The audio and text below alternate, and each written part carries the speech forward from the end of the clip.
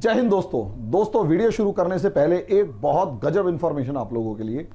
अगर आप UPSC, PCS या किसी गवर्नमेंट जॉब जैसे SSC, Agniveer, railways, X grade, Y grade, grade 1, NET, JRF या ऐसा कोई भी एंट्रेंस एग्जाम जैसे सीयूईटी जिसके अंदर जनरल स्टडीज पूछी जाने वाली है, जीएस के क्वेश्चंस पूछे जाने वाले हैं, तो इससे बढ़िया अपॉर्चुनिटी आप लोगों के लिए कभी नहीं मिल सकती। हम लोगों ने एक साल का एनसीईआरटी का कोर्स, जी हां, एक साल का कंप्लीट एनसीईआरटी का कोर्स जिसमें लाइव क्लासेस और साथ साथ रिकॉर्डेड क्लासेस, लाइव क्लासेस और रिकॉर्डेड क्लासेस आप लोगों को मिलने वाली हैं सिर्फ और सिर्फ 500 रुपए पर ईयर की फीस में, यानी पूरे एक साल की फीस 500 रुपए आपसे चार्ज की जाएगी। Live classes, recorded classes, test, assignment सब आप लोगों को इसके अंदर मिलने जा रहा है। तो जल्दी से जल्दी आप हमारी ऐप स्टडी टेबल पे जाइए, इस कोर्स को अवेल कीजिए और हमारे से कांटेक्ट कीजिए ताकि उस कोर्स को और ज्यादा डिटेल में आपको बताया जा सके। तो दोस्तों, टॉपिक ये है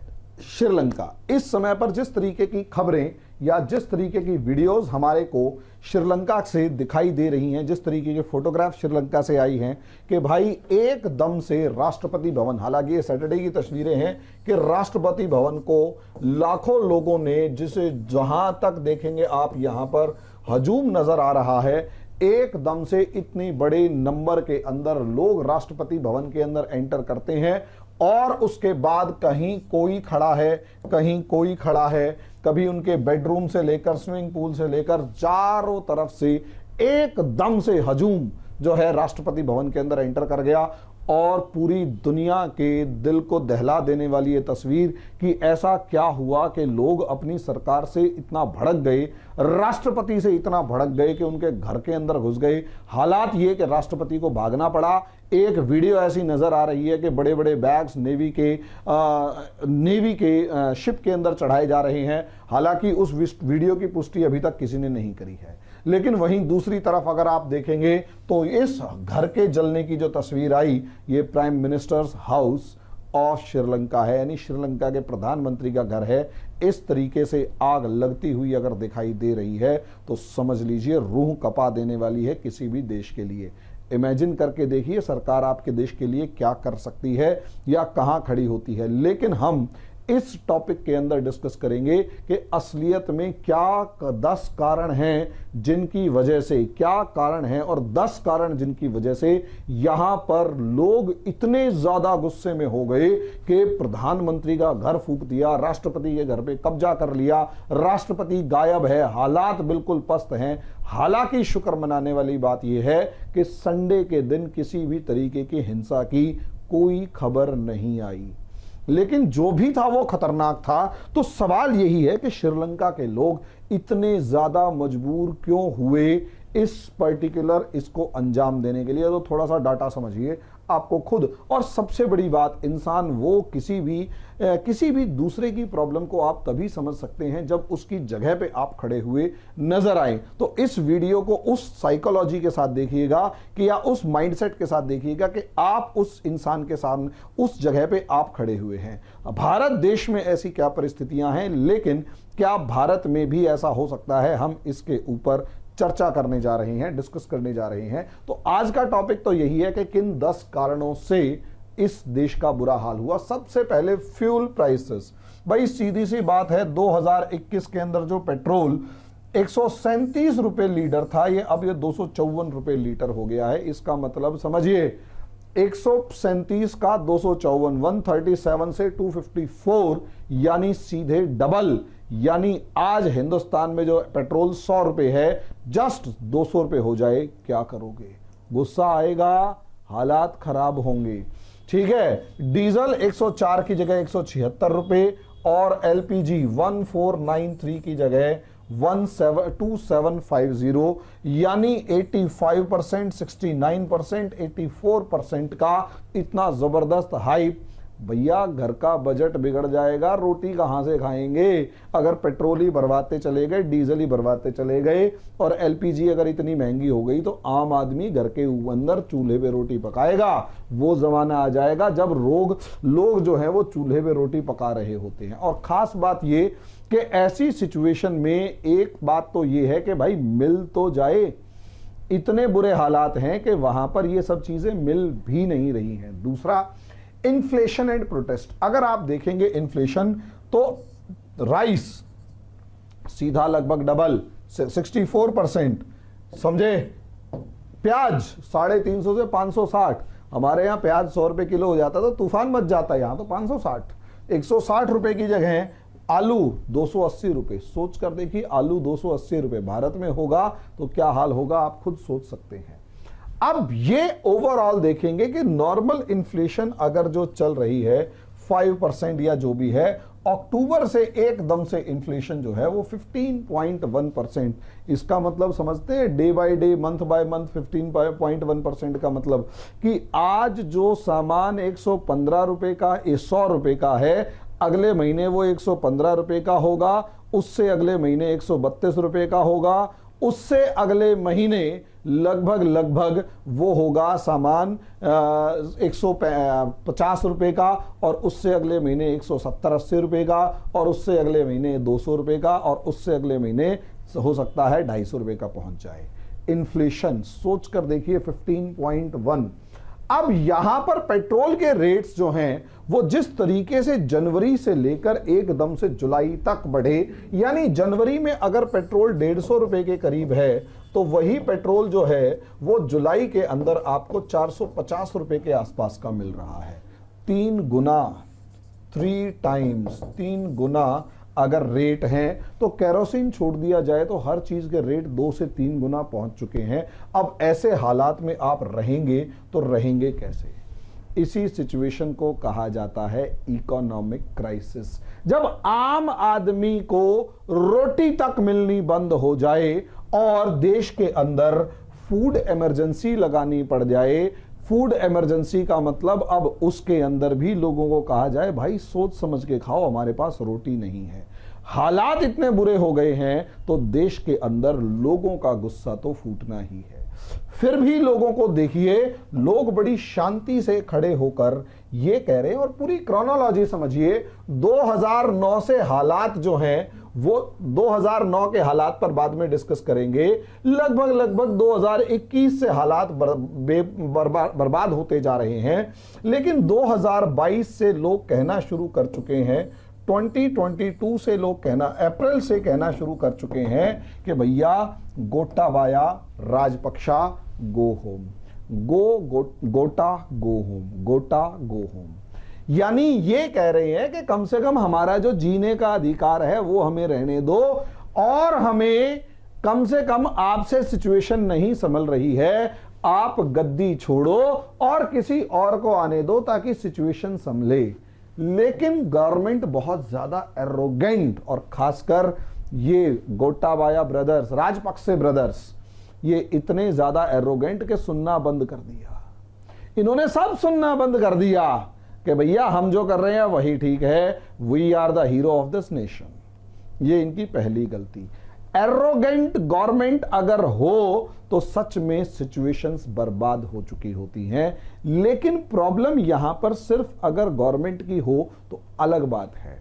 असलियत में गवर्नमेंट के जितना ही बर्बाद यहां पर विपक्ष भी है, क्योंकि असलियत में आम लोगों की आवाज जो है वो विपक्ष होता है।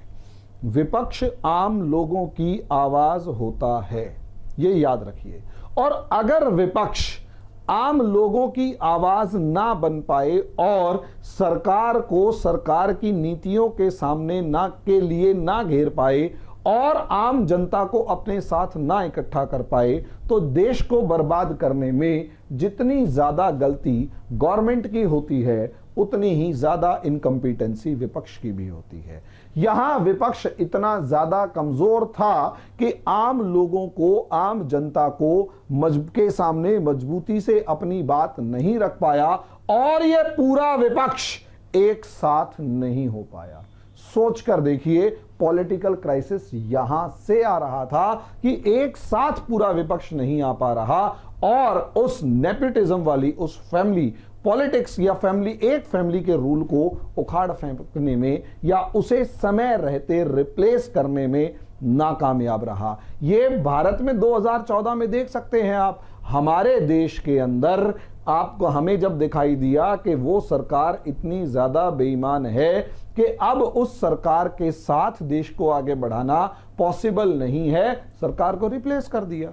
मूवमेंट आया, एक अन्ना हजारे कहीं एनोनिमस जगह से बहुत ही छोटे लेवल से उठकर आए, क्रांति समाज सेवी थे वो उठकर आए, जनता उनके पीछे ऐसी खड़ी हुई कि तूफान मचा दिया, सरकार को ऐसा उठा के पटका कि जो सरकार मतलब 200 सीटें लेके आ रखी होती आई हुई थी, कांग्रेस 200 सीटें लेके आई हुई थी, उसके पास 44 सीटें बची थी, इतनी बुरी तरह धोया था।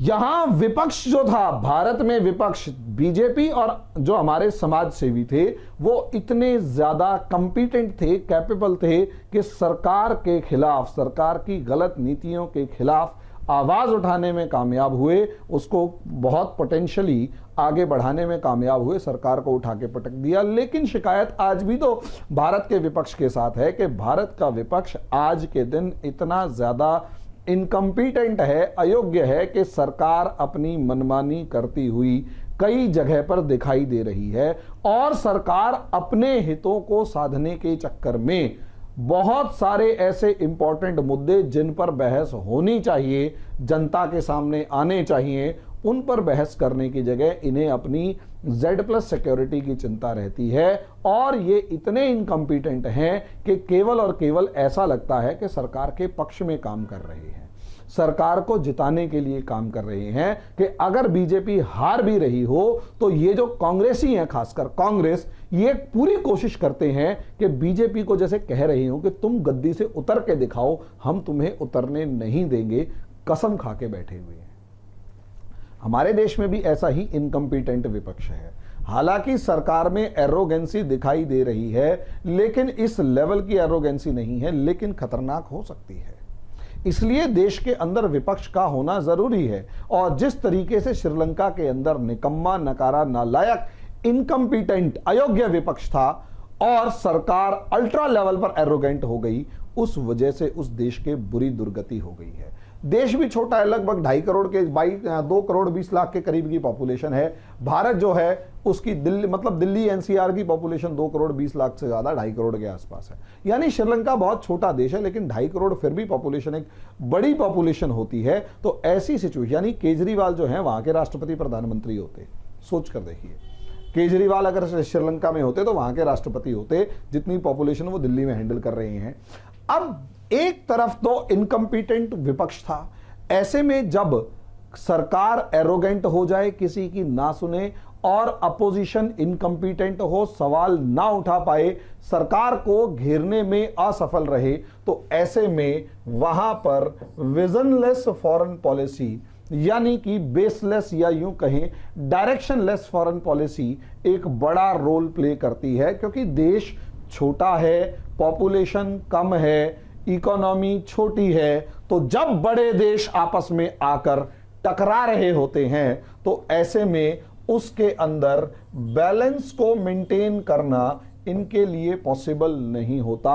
और यही एक प्रॉब्लम है कि यहां पर एंटी इंडिया सेंटिमेंट्स को प्रोवोक करके गोटाबाया राजपक्सा जो हैं वो एंटी इंडिया सेंटिमेंट्स को प्रोवोक करके कहीं ना कहीं चाइना की गोद में जाकर बैठ गए और चाइना ने इन्हें डेट ट्रैप में फंसा लिया।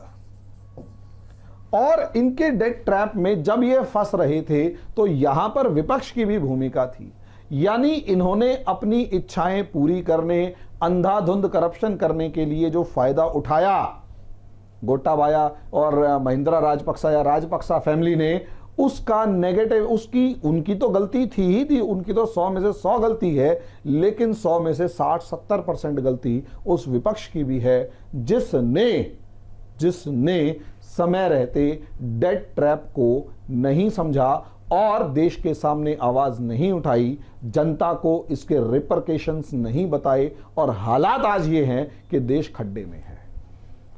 उसके बाद अगला पोर्शन अगर आप देखेंगे, डाइवर्सिटी ऑफ इकोनॉमी। किसी भी देश की सबसे बड़ी समस्या यही होती है भाई, आपके पास केवल और केवल सोर्स ऑफ, इसे ऐसे समझिए, आपके पास सोर्स ऑफ इनकम केवल और केवल एक इकोनॉमी है।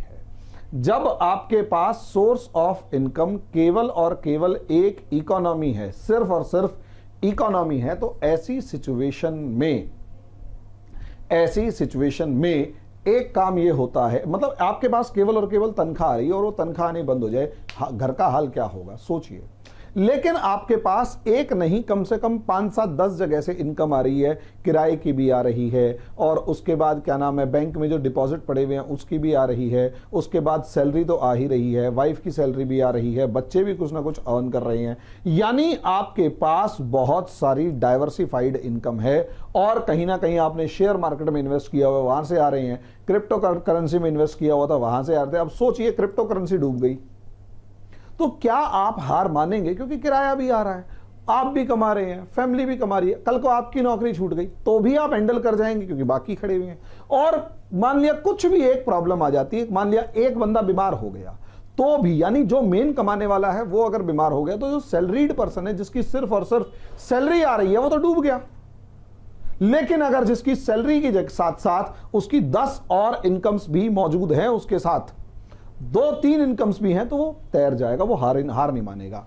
यहां श्रीलंका के साथ यही हुआ। इकोनॉमी के अंदर डाइवर्सिटी नहीं थी। अगर आप सर्विस सेक्टर देखें तो 60% सर्विस सेक्टर था।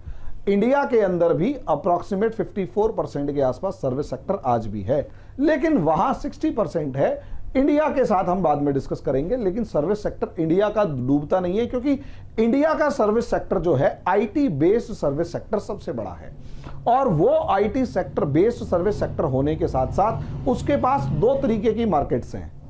आईटी बेस्ड सर्विस सेक्टर होने के साथ साथ उसके पास 2 तरीके की मार्केट्स हैं। एक मार्केट वो स्ट्रांग मार्केट है, base market, strong base market है जो डोमेस्टिक है, और दूसरी इसी सर्विस सेक्टर की एक इंटरनेशनल मार्केट है अमेरिका और यूरोप के अंदर, जहां से इंडिया को बहुत ज्यादा रेवेन्यू मिलता है। तीसरा, इंडिया क्योंकि बड़ा देश है तो उसका एक फायदा उसके रेमिटेंसेस की फॉर्म से लेकर दूसरी फॉर्म्स में आता है, यानी सोर्सेज ऑफ इनकम इंडिया के बहुत ज्यादा वेरिएबल हैं, जिसमें एक घाटा होता है तो दूसरे से फायदा होकर वो मैनेज होकर जीरो नहीं होता, मतलब एक बैलेंस रहता है। यहां सर्विस सेक्टर में देखेंगे तो इसका सबसे बड़ा सर्विस सेक्टर था टूरिज्म, जो कि पूरी इकोनॉमी का 10 से लेकर 12% कंट्रीब्यूट करता था। वहीं अगर इंडस्ट्री की फॉर्म में देखोगे तो बहुत ज्यादा बड़ा बेस इंडस्ट्री का नहीं है, 26% दिखाई दे रहा है, लेकिन छोटी इकोनॉमी में यह इंडस्ट्रियल बेस और छोटा होता है। वहीं एग्रीकल्चर देखोगे 8.36%, जिसमें टी जो है ये इसका सबसे इंपॉर्टेंट आउटकम होता था। टी सबसे ज्यादा इंपॉर्टेंट आउटकम था, लेकिन फिर भी कहीं ना कहीं टूरिज्म और टी एग्रीकल्चर के अंदर ये 2 चीजें होती हैं जो सबसे ज्यादा इंपॉर्टेंट है। अब यहां पर मतलब ये 2 एग्रीकल्चर होना चाहिए अपना बेस। एग्रीकल्चरल बेस में इंडिया को अगर आप देखेंगे तो इंडिया का एग्रीकल्चरल बेस में आप चावल भी उगा रहे हैं, उसके बाद आप क्या नाम है गेहूं भी उगा रहे हैं, धान भी उगा, मतलब सारी फसलें आपके यहां उग रही होती हैं। बाहर से इंपोर्ट कर रहे हैं लेकिन बहुत ज्यादा नहीं, पाम ऑयल टाइप का। और अगर पाम ऑयल इंपोर्ट करना बंद भी करते तो एक बार कॉल करेंगे किसानों को कि भैया सरसों उगाओ, सरसों की जरूरत ज्यादा है, तो लोग सरसों उगाना शुरू कर देंगे। यस, तो इतना कोई इंडिया के एक बड़ा कंट्री होने का यह बेनिफिट भी है कि वैरायटीज बहुत ज्यादा हैं।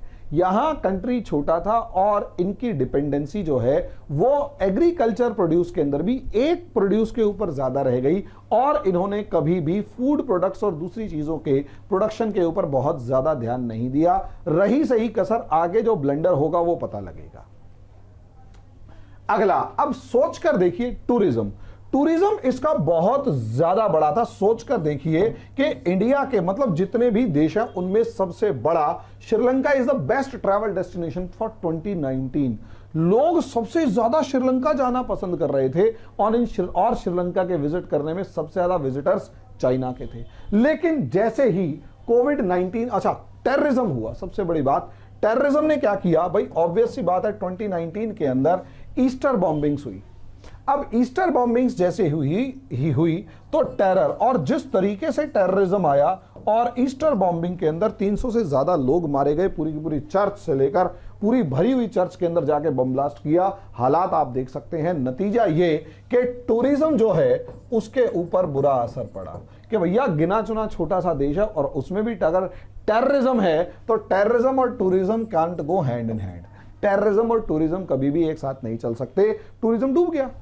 अब नतीजा क्या हुआ, इसका ग्राफ आप देख सकते हैं कि पहले तो ईस्टर की वजह से 2019 में ईस्टर हुआ, सोचकर देखिए जब तक 2018 था पीक था, 2019 के अंदर टूरिज्म, जैसे ही ईस्टर अटैक हुआ ग्राफ डाउन। लेकिन जैसे ही 2020 आया, 2020 कोविड पेंडेमिक के अंदर सबसे ज्यादा सेटबैक किसको लगा, टूरिज्म को लगा। सबसे ज्यादा कहां से आ रहे थे, चाइना से आ रहे थे। कहां पर, श्रीलंका में। अब चाइना के अंदर कोविड फैला तो दुनिया के अंदर सबसे ज्यादा बुरा हिट अगर कहीं हुआ तो टूरिज्म पे हुआ। 2020 और फिर 2021 देख सकते हैं ग्राफ, सोच कर देखिए इतने यूएस डॉलर का बिजनेस जो था, जो किसी टाइम पर 3,500 यानी 3.5 बिलियन डॉलर का जो टूरिज्म था, वो घटकर जो है लगभग 500 मिलियन डॉलर और उसके बाद 250 मिलियन डॉलर ही रह गया, यानी लगभग 1/10वां हिस्सा रह गया, या वो भी नहीं रहा। हालात यहां, यानी सोचकर देखिए 10% का 1%, यानी इकोनॉमी में 10% घटना तो वैसे ही तय हो गया। रही सही कसर इन लोगों की इकोनॉमिक पॉलिसी ब्लेंडर्स ने पूरी कर दी। यानी अगर आप देखें तो एक तरफ तो उन्होंने ऑर्गेनिक फार्मिंग को बढ़ावा दिया। मैंने आपको बताया कि जो एग्रीकल्चर है उसका कंट्रीब्यूशन, एग्रीकल्चर और एग्रीकल्चर में टी एक्सपोर्ट का जो कंट्रीब्यूशन है वो लगभग 12% के आसपास है, पीछे हमने देखा। अब उस 12% के आसपास टी एक्सपोर्ट का जो एग्रीकल्चर वो पार्ट है वो एकदम से डाउनफॉल हुआ, यानी सबसे ज्यादा चाय प्रोड्यूस करते हैं और एक्सपोर्ट करते हैं। भाई इंडिया वाले तो जितनी चाय प्रोड्यूस करते हैं वो खुद ही पी जाते हैं, हमारे पॉपुलेशन इतनी ज्यादा है। लेकिन डोमेस्टिक मार्केट इतनी बड़ी है कि हमारे यहाँ सॉलिड मतलब बेस घर में ही मौजूद है, तो हमें बाहर एक्सपोर्ट नहीं कर पाते। अब मेरे से पूछा जाए तो मेरे को चाय का शौक है, तो अगर अच्छी चाय मिल रही है तो मैं 3 या 4 कप डेली के पी जाता हूँ। अब मेरे जैसा अगर डेली अगर हर कोई पी रहा होगा, या मेरे से आधी भी पी रहे होंगे, सुबह आंख ही लोगों की तब खुलती है जब वो जो चाय का जो निकोटीन है क्या होता है वो हमारे अंदर चला जाता है। अब हैबिचुअल है तो ऑब्वियस सी बात है। अब यहां टी एक्सपोर्ट श्रीलंका का दुनिया में बहुत अच्छे लेवल का। अब जैसे ही नतीजा आया, भैया इन्होंने कहा हमने ऑर्गेनिक फार्मिंग को आगे बढ़ाना है। यहां पर भी विजनरी अप्रोच होना जरूरी होता है किसी भी कंट्री की या किसी भी लीडरशिप की। यहां अगर गवर्नमेंट, मेन स्ट्रीम गवर्नमेंट अगर कोई गलती कर रही होती है तो यहां पर रोल इंपॉर्टेंट हो जाता है अपोजिशन का। इन्होंने ऑर्गेनिक फार्मिंग को इंट्रोड्यूस करा, और जहां तक पूरी दुनिया का मानना है ये चाइना के दबाव में या चाइना के इन्फ्लुएंस में ऑर्गेनिक फार्मिंग को इंट्रोड्यूस किया, ताकि चाइना की जो ऑर्गेनिक फर्टिलाइजर बनाने वाली कंपनीज हैं उनको एक मार्केट मिल सके। उन्होंने इंट्रोड्यूस कर दिया, लेकिन बिना इस चीज को रिसर्च किए हुए कि ऑर्गेनिक फार्मिंग होगी कैसे, क्या होगी, ट्रेनिंग भी नहीं दी किसानों को। नतीजा यह हुआ कि ट्रेडिशनल फार्मिंग पर रोक लगाई, और सबसे बड़ी बात जो फर्टिलाइजर्स थे और पेस्टिसाइड्स थे उनको मंगवाना बंद कर दिया। फर्टिलाइजर्स और पेस्टिसाइड्स ही मंगवाने बंद कर दिए। अभी इंडिया ने भेजा 1 लाख टन फर्टिलाइजर के भैया उगलो रोटी तो खा लो कम से कम। 1 लाख टन फर्टिलाइजर इन्होंने मंगाने ही बंद कर दिए कि जी हम फर्टिलाइजर एकदम से। यार पागल हो क्या? यहां सत्ता पक्ष जो है वो ये कह रहा है कि हम फर्टिलाइजर, हम ऑर्गेनिक फार्मिंग करेंगे कल से। किसान को ट्रेनिंग है नहीं, फर्टिलाइजर एकदम से बंद कर दिए। होगी कैसी पता नहीं, आउटकम्स क्या है पता नहीं। और ऑर्गेनिक फार्मिंग नॉर्मल फार्मिंग से 10 गुना महंगी है कई मामलों में। अब ऐसी सिचुएशन में एक तरफ, और प्रोडक्शन कम है, 10% प्रोडक्शन रह जाती है ऑर्गेनिक फार्मिंग में। अब अंदाजा लगाइए, फूड क्रॉप्स गायब, किसान की हालत खराब। और किसान किसी भी इकोनॉमी का बेस होता है। आज भी अगर हमारे यहां 54% पॉपुलेशन, 56% पॉपुलेशन अगर कृषि कार्यों में लगी हुई है, एग्रीकल्चर में लगी हुई है, तो आप अंदाजा लगाकर देख सकते हैं, कृषि प्रधान देश है हमारा, अंदाजा लगाकर देख सकते हैं अगर उसकी जेब में पैसा नहीं है ना तो इकोनॉमिक्स धड़ाम से नीचे गिरेगी। भाई सीधी सी बात है, अगर आप इकोनॉमी का ये बेस ट्राइंगल बनाने की कोशिश करते हैं और इसे समझें, तो इस बेस ट्राइंगल के अंदर यहां पर जो है वो लोअर क्लास है जिसकी जेब में अगर पैसा है तो वो इकोनॉमी की कैपिलरी फोर्स को फॉलो करते हुए इकोनॉमी के पूरे पौधे को सींचता रहेगा। अब आपने क्या किया, ऑर्गेनिक फार्मिंग के चक्कर के अंदर 60% पॉपुलेशन की जेब में से पैसा गायब कर दिया। ना तो टी उगेगी, ना बाकी फूड क्रॉप्स उगेंगे, नतीजा उसका क्या रहा कि आपकी जड़ें सूख गई, इकोनॉमी की जड़ें जो हैं वो सूख गई, और जैसे ही वो इकोनॉमी की जड़ें सूखेंगी देश का बंटाधार होना तय है। अभी तक जो आप खुद का प्रोडक्शन कर रहे थे, अब आप खुद प्रोड्यूस नहीं कर पा रहे, अब आप इंपोर्ट पर निर्भर हो गए हैं, और इंपोर्ट के लिए पैसा चाहिए। लेकिन दूसरी तरफ आपने पॉपुलिस्ट मेजर्स लिए, क्या? टैक्स कम कर दिया, 8%, 15% से 8% कर दिया, समझे? और बहुत सारे 2% नेशन बिल्डिंग टैक्स जो था बिजनेसमैन का, वो भी खत्म कर दिया। हालांकि टैक्स कम करना कोई बुराई नहीं है, लेकिन स्टेज्ड मैनर में कम करोगे तो बहुत अच्छी बात है। भारत सरकार से पूछ कर देखो, भारत सरकार आप लोगों को टैक्स का रिबेट किस किस को देती है? 2.5 लाख रुपए की शायद टैक्स लिमिट है, और उसके बाद अगर आप देखेंगे तो भारत सरकार उसके बाद भी अगर किसी को टैक्स रिबेट दे रही है तो वो ये है कि 5 लाख रुपए तक की इनकम जो है उस पर सेविंग्स पर टैक्स रिबेट है। लेकिन उसके बाद अगर आप देखते हैं तो किसी पे कोई टैक्स की रिबेट नहीं है। आप लोग हमारा वो जो 500 रुपए का कोर्स खरीदते हैं ना, उस पर भी 500 रुपए वाले कोर्स पे 90 रुपए, 18% जीएसटी है भाई साहब, 18%, और हमें आपसे लेना पड़ रहा है। लेकिन उसमें बुराई भी नहीं है, टैक्स ज्यादा है कोई बात नहीं, लेकिन ऑब्वियस सी बात है, अब 500 रुपए वाले में तो 90 रुपए दिखाई नहीं दे रहे, लेकिन जब 50,000 रुपए के ऊपर 9,000 रुपए देने पड़ते हैं ना, और 1 लाख रुपए के ऊपर 18,000 रुपए जीएसटी देना पड़ता है, भाई साहब कलेजा निकल के बाहर आ जाता है। लेकिन उस टैक्स को यूज किया जा रहा है इंफ्रास्ट्रक्चर डेवलपमेंट में। अगर आप देखेंगे तो हमारी रोड्स जो हैं आज के दिन 22 किलोमीटर या 25 किलोमीटर का दावा किया जा रहा है कि पर डे हम 25 किलोमीटर की एवरेज से रोड बना रहे हैं, पर डे 25 किलोमीटर। सोचकर देखिए, दुनिया में सबसे ज्यादा तेजी से रोड्स हमारे यहां बन रही हैं, और सबसे ज्यादा जो रोड्स बन रही हैं वो हमारे क्या नाम है, बॉर्डर एरियाज के ऊपर बन रही हैं। अब ये जो लेवल है, हमारा जो पैसा है वो वहां यूज हो रहा है। अब आप सोचकर देखिए, टैक्स से सरकार की जेब भरती है, सरकार उससे वेलफेयर स्कीम्स चलाती है, सरकार उसे हमारे डेवलपमेंट वर्क्स में यूज करती है। यहां आपने क्या किया, टैक्स। और हालांकि ऐसा नहीं है कि ये गलत होता है, इसका फायदा भी होता है कई बार कि आप टैक्स कम करते हैं तो उसका सीधा जो फायदा है वो इन्वेस्टमेंट की फॉर्म में और कहीं ना कहीं एक्सपेंडिचर की फॉर्म में मार्केट में दिखाई देता है। लेकिन उसके लिए कम से कम आपके पास इनकम होनी चाहिए। एक तरफ आपने इनकम खत्म कर दी है, दूसरी तरफ आपने टैक्स भी खत्म कर दिए हैं, ना आपके पास पैसा ना आम आदमी के पास पैसा, पैसा रुक गया। और ऐसे में पैनिक फैल जाए ना, पैनिक डर फैल जाए, तो लोगों के पास जो होता है ना पैसा, उसे भी खर्च करने से रोक लेते हैं कि भाई हम खर्च नहीं करेंगे चाहे कुछ हो जाए। अब ऐसी सिचुएशन में हालात और खराब। नतीजा क्या, ग्राफ देखिए, ग्राफ क्या, still climbing. Consumer price index कहां जा रहा है, 30%, समझे? और साथ साथ रुपया कहां, क्योंकि कोविड आ चुका है, टूरिज्म गायब है, रुपया जो श्रीलंकन रुपी है वो जो 200 रुपए के आसपास चल रहा था, 210, वो सीधा 280 के आसपास के मार्क पर पहुंच गया। जितना ज्यादा वहां आपकी करेंसी गिरती है उतना ज्यादा एक्सपोर्ट बिल बढ़ता है, इंपोर्ट बिल बढ़ता है। और जितना ज्यादा भाई एक्सपोर्ट करने के लिए आपके पास चाय थी, कुछ है नहीं, वो खत्म हो गई है। आपके पास एक्सपोर्ट करने के लिए टूरिज्म से इन्वेस्टमेंट पैसा आना था, वो खत्म हो गया। इन्वेस्टमेंट का आपके पास डेस्टिनेशन नहीं है, डेट आपका बढ़ता जा रहा है, रही सही कसर आपका जो रुपी है, करेंसी है, वो भी डाउनफॉल पे आ गई। यानी अब आपको अपने ज्यादा रुपए खर्च करने पड़ेंगे फॉरेन करेंसी खरीदने के लिए या फॉरेन करेंसी के बदले में। नतीजा उसका क्या, जैसे ही आपके रुपी ने गोता लगाया, आपकी जो रेटिंग एजेंसीज हैं, क्रेडिट रेटिंग एजेंसीज हैं, उन्होंने आपका क्रेडिट स्कोर मतलब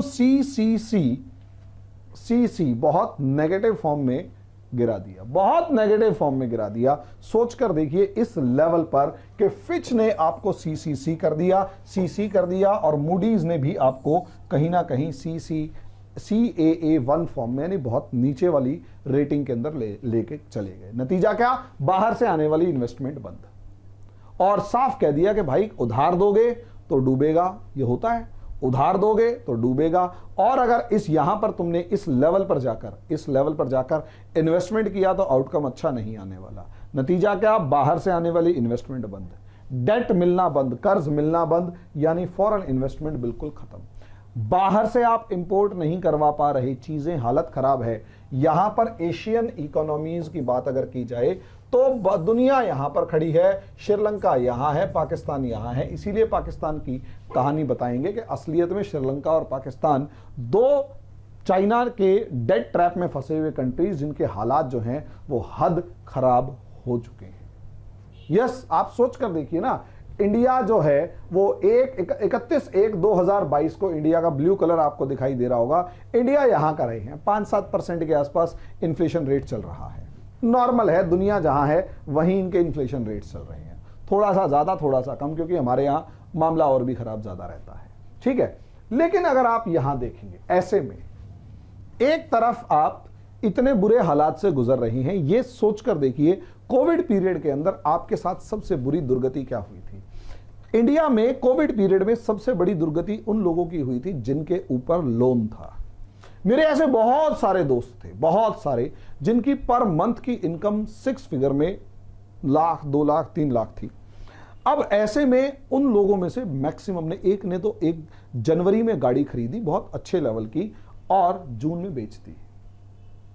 जून में बेच दी कि भाई इसकी इंस्टॉलमेंट्स नहीं निकल रही। क्यों? लोन है, लोन, उस लोन की क्रेडिट वैल्यू को बनाए रखना है। जब आमदनी बंद होती है ना, तो कर्ज की किस्त सबसे ज्यादा दुखदाई होती है, क्योंकि वो कर्ज की किस्त आपके मुंह के निवाले को आपसे दूर लेकर चली जाती है। यस, कई बार अपनी रोटियों में कटौती करके, भाई आमदनी बंद, जब तक आमदनी आ रही है, इनकम है, तब तक कर्ज का पता नहीं लगता। भाई सीधी सी बात है, आपके ऊपर 1 करोड़ रुपए का लोन है, लेकिन 3 लाख रुपए महीने की सैलरी, आपकी अमाउंट फिक्स आ रहा है, और 3 लाख आ रहा है जिसमें से आप 1 या 1.5 लाख रुपए किस्त के भर देते हैं और बाकी 1.5 लाख में अपने बाकी सारे खर्चे चला लेते हैं। आपको लोन के बारे में पता भी नहीं लगेगा, आपको टेंशन ही नहीं होगी, बिल्कुल टेंशन नहीं होगी। लेकिन जैसे ही आप, सच में जैसे ही आप लोन की बात, लोन अगर आपके सर पे है, ठीक है, और वही 1 करोड़ रुपया लोन है, 1.5 लाख रुपए की आपकी किस्त जा रही है, मोटा मोटा, मेरे पास लोन के बहुत ज्यादा से आंकड़े नहीं रहते और ना मैं इस बारे में बहुत ज्यादा जानता, लेकिन मैं मोटा मोटा सोच रहा हूं। आप सोच कर देखिए, आपके घर के बाहर फोन करके कह रहा है, भाई साहब आपको लोन की किस्त भरनी है कल, और आज आपकी आमदनी बंद हो चुकी है 1-1.5 महीने से, जेब में केवल इतने पैसे बचे हुए हैं कि आप अपने बच्चों का खर्चा चला लो। अब ऐसे में सोचकर देखिए, आमदनी बंद हो चुकी है, रईसे ही कसर आपने आमदनी बंद करवा ली, भाई जो किराया आ रहा था वो दुकान खाली करवा ली, या फिर जो सैलरी थी वो बंद हो गई, किराया तो आ रहा था वो बंद करवा लिया, खेत जो थे वो बेच बाच के खा चुके थे, रईसे ही कसर आपने प्रॉपर्टी ले ली थी, और लोन इतना ले लिया कि जो लोन लेके आपने प्रॉपर्टी बनाई वो डेड एंड प्रॉपर्टी है, उसके ऊपर मुकदमे चल गए, ताला लग गया, अब हालत है गई खराब। चाइना के, श्रीलंका के साथ यही हुआ, टूरिज्म बंद हो गया क्योंकि कोविड आ गया। दूसरा, टी इंपोर्ट्स, मतलब टी एक्सपोर्ट बंद हो गई क्योंकि हालत खराब हो गई, टी मतलब आपने फर्टिलाइजर्स लगा लिए। तीसरा, रही सही कसर, आपने लोन वहां उस लेवल पर लिए, उस लेवल पर लोन लिए और वहां जाके इन्वेस्ट किए जहां का आउटकम ही नहीं था, क्योंकि आप तो आप थे, आपकी सरकार तो आपकी सरकार थी, और विपक्ष जो है वो बेवकूफों की तरह बैठा हुआ था। अब इतना होने के बाद यहां पर सोचकर देखिए, आदमी घर के अंदर बीमार पड़ जाए और उसके ऊपर अब लाखों रुपया पड़ रहा हो और प्रॉपर्टी डेड पड़ी हुई है, कोई रिस्पॉन्स ही कहीं से नहीं है, वो बड़ा पेनफुल होगा एक आम आदमी के लिए। वही चीज श्रीलंका के लिए है, कोविड आ गया, लोग बीमार पड़ रहे हैं, हालात खराब हैं। रोटियों के लिए आपने धज्जियां उड़ा रखी हैं, मतलब रोटियां आपके पास बची ही नहीं है, क्योंकि ऑर्गेनिक फार्मिंग कर रहे थे, फूड प्रोडक्शन जो है वो 10% रह गया है। फर्टिलाइजर्स नहीं है तो टी एक्सपोर्ट बंद हो गया, टूरिज्म बंद हो गया, इंडस्ट्रीज बंद हो गई, हालात खराब हो गए, और रही से कसर आपने टैक्स भी कम कर दिया, वेलफेयर स्कीम्स ज्यादा चला रखी हैं, ऐसे ऐसे काम करने शुरू कर रखे हैं कि भाई आदमी फंसा हुआ है। और ऐसे में चाइना का लोन, और चाइना का लोन जिसके ऊपर यकीन मानिए पूरी दुनिया के देश इस तरीके से उसके बंधक बने फिर रहे हैं। चाइना ने लोन देके इनको खरीद रखा है और वो लोग समझ नहीं पा रहे उनके साथ हालात क्या हो गए। नतीजा उसका क्या? नतीजा ये कि श्रीलंका का जो फॉरेन डेट 1970 के से अगर आप 2020 तक देखेंगे तो $56.3 बिलियन हो चुका है।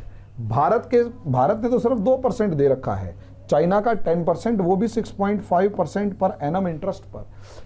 देश, किसी भी देश के लिए 6.5% बहुत ज्यादा होता है, बहुत ज्यादा होता है। इंडिया को कितने परसेंट में मिलता है? 0.5% पे, 1% मैक्सिमम, मैक्सिमम 1%। नहीं तो इंडिया कहता दफा हो जाए, नहीं चाहिए, इन्वेस्टमेंट मेरे पास बहुत आ रही है। श्रीलंका फंस गया है, लोन चाइना से ले रहा है, कितने पे? 6.5%। कौन ले रहा है? राजपक्सा फैमिली। किसके द्वारा ले रहा है? मतलब क्या, कैसे ले रहा है? आंख बंद करके, हिडन टर्म्स में। और अपोजिशन चुप बैठा हुआ है, या अपोजिशन शोर नहीं मचा रहा, लोगों को बता नहीं पा रहा, देश का बंटाधार अपने आप को। अब यहां क्या हुआ? मार्केट बोरोविंग्स जो भी हैं, हालात और बिगड़ते हैं कब? जब पॉपुलिस्ट डिसीजंस लेने शुरू हो गए, ये तो मैंने बताया। और इसमें आप देखेंगे कि one single family bankrupted Sri Lanka in just 30 months. कैसे? डेट ले लेके, उधार ले लिया, खूब जम के उधार लिया, नतीजा उसका ये सब चीजें डूब गई। वेलफेयर स्कीम्स तब फायदेमंद होती है जब उन वेलफेयर स्कीम से लोगों का रोजगार भी जनरेट हो। यहां रोजगार जनरेट नहीं हुआ, और ये इतने एरोगेंट हो गए कि इकोनॉमिक क्राइसिस का जो तूफान था, ये उसको सुनने के लिए तैयार नहीं थे। नतीजा देश का आज बर्बादी। उससे आगे अगर आप यहां देखें तो नेपोटिज्म, यहां उस देश की जनता के ऊपर भी सवालिया निशान है कि आप किसी एक बंदे या फैमिली के ऊपर आंख बंद करके इतना भरोसा कैसे कर सकते हैं। अब यहां अपोजिशन को सोचकर देखिए कि असलियत में किस तरीके से इस एक राजापक्सा फैमिली के इतने सारे बंदों ने, जहां तक मैं जानता हूं, अपने भारत के बारे में आज के दिन नरेंद्र मोदी जी का कोई भी भाई सरकार का हिस्सा नहीं है, यहां तक कि गुजरात की ग्राम पंचायत का सरपंच तक नहीं है, जहां तक मैं जानता हूं। अब अमित शाह जी के साथ मामला यह है कि उनका जो बेटा है वो बीसीसीआई का अध्यक्ष है, जो कि सरकार का हिस्सा नहीं है। बीसीसीआई में क्या है क्या नहीं है वो बाद की बात है, लेकिन कहीं भी दूर दूर तक उनका कोई भी फैमिली मेंबर पॉलिटिक्स में डायरेक्ट नहीं है। इसी तरीके से अगर मैं नितिन गडकरी जी के बेटे का नाम बताऊं तो मुझे याद नहीं है। इसी तरीके से राजनाथ सिंह जी के बेटे का नाम भी मुझे याद नहीं है। पीयूष गोयल जी जो हैं उनके बेटे के बारे में भी मैं नहीं जानता। या भारत में ऐसा हम कोई पूरी फैमिली नहीं निकाल सकते जो इस समय हमारी केंद्र सरकार के अंदर 1 2 3 4 5 6 7 8 9 10 11 बंदे सरकार के अंदर डायरेक्ट या इनडायरेक्ट पोजीशंस पर एक ही फैमिली के मौजूद हों। एक ही। यहां क्या है, पूरी सरकारी 5 कैबिनेट में तो 5 एलीट पोजीशन पर मंत्री थे यार। तो क्या वो फैमिली जो 5 एलीट बंदे, और सबसे बड़ी बात 5 एलीट बंदे एक ही फैमिली के, मतलब और बहुत इंपॉर्टेंट पोस्ट पे, फाइनेंस मिनिस्टर से लेकर फॉरेन डिफेंस मिनिस्टर तक के, स्पीकर से लेकर क्या नाम है प्रधानमंत्री राष्ट्रपति तक, एक ही फैमिली के अगर 5 बंदे आ रहे हैं तो इसका मतलब क्या है? इसका मतलब यह है कि उस देश की जनता इस चीज को क्यों नहीं समझ पा रही कि यार आपने 5 बंदे एक ही फैमिली के कैबिनेट में बिठा रखे हैं, क्या आप किसी मोनार्कियल रूल यानी राजतंत्र में रह रहे हैं? और जिस तरीके से एक ही फैमिली के इतने सारे बंदे अलग अलग पोस्ट पर मौजूद हों, तो हालांकि ये पुरानी वाली फोटो है राजापक्सा उसकी, लेकिन फिर भी अगर आप देखें तो एक ही फैमिली के इतने सारे बंदे अगर मौजूद हैं तो क्या हाल होगा? रही सही कसर हालात बिगाड़ने की, वहां पे अपोजिशन ने कभी इस चीज पे आवाज ही नहीं उठाई, और आवाज उठाई भी तो इस एफिशिएंसी के साथ नहीं उठाई कि आम जनता उनके साथ आकर खड़ी हो। और एक बार 2015 में आम जनता ने उन्हें सपोर्ट किया भी, तो उनकी आपस में मैत्रीपाला सिरिसेना और रानिल विक्रमसिंघे की इतनी ज्यादा आपस में सिर्फ टव्वल थी कि इन्हें समझ में ही नहीं आया कि देश को बचाएं कैसे। नतीजा क्या कि पूरा देश एक फैमिली की कंट्रोल में, डायरेक्ट कंट्रोल में चला गया, और हालात इतने बुरे हुए कि आज के दिन देश के अंदर खाने को रोटी तक नहीं है। और उसके बाद भी जिस समय पर हालात बिगड़ रहे हैं, ये पूरे का पूरा विपक्ष, ये जितना भी है, ये दोस्त, ये जितने भी लीडर्स हैं, ये कोई भी एक कॉमन ग्राउंड पर पहुंचकर ये डिस्कस नहीं कर पाए कि देश बुरे हालात में है, अब कम से कम इसे संभाल लेना चाहिए, वरना इसके बाद कुछ भी हो सकता है। आपसी राजनीति, ये भाई साहब जो हैं ये किसी भी तरीके से मानने को तैयार नहीं है। कहते हैं मेरे को अगर आप पोस्ट प्रधानमंत्री बनाओ, राष्ट्रपति बनाओ, जो भी, हर किसी की अपनी अपनी ग्रीड है, अपनी अपनी आइडियोलॉजी है, अपने अपने इश्यूज हैं, और उन इश्यूज को आगे रखते हुए देश डुबो दिया। उन सारे इश्यूज को आगे रखते हुए देश डुबो दिया। हालात समझिए, नतीजा उसका क्या कि बर्बाद। देश पूरे तरीके से बर्बाद है दोस्तों। सोचकर देखिए, दीज आर 10 रीजंस, 10 कारण है ये जिस वजह से देश बर्बाद हुआ, पूरा देश बर्बाद हो गया। हमें भी यह सोच के चलना चाहिए कि आगे आने वाले समय में अगर ऐसी कोई फैमिली हमारे किसी देश या किसी राज्य पे राज कर रही है तो वो कितना ज्यादा उस स्टेट को बर्बाद कर सकती है। नेपोटिज्म, ग्रीड, ध्यान दो कौन क्या कह रहा है। देश का मामला है, देश सर्वोपरि है, वरना हालात ऐसे हो गए कि हमारे बच्चों को खाने के लिए रोटी तक नहीं मिलेगी। अभी के लिए इतना ही, धन्यवाद। कमेंट बॉक्स में जरूर बताइएगा मेरा ये वीडियो कैसा लगा।